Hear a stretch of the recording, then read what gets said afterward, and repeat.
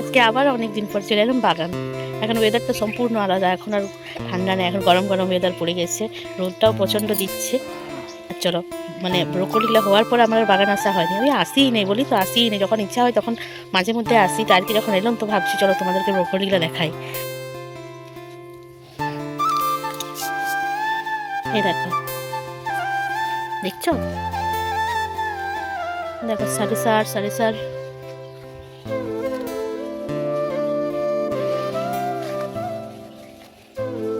দেখো কি সুন্দর হয়ে আছে,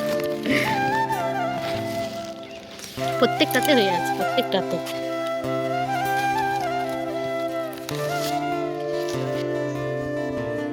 দেখো এটা মাচা করা হয়েছে, এটা কিন্তু দাদা নিজের হাতে বানিয়েছে, দেখো দেখছো? এই দেখো, এগুলো বান্দর আটকাবার জন্য করা হয়েছে, বান্দর আটকাও হবে আর কি হবে, মানে এটা লতটা উঠবে। দেখো লাউ, দেখছো লাউ জালি দিয়েছি,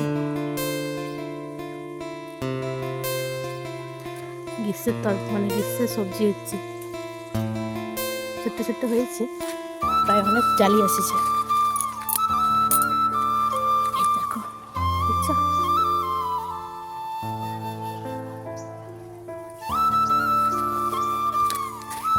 এইটা জুড়ে পুরো একদম পুরো এটা করা আছে, বান্দরের জন্য করা আছে, আর এটা যেমন পুরো লতা হোক সেই জন্য করা আছে।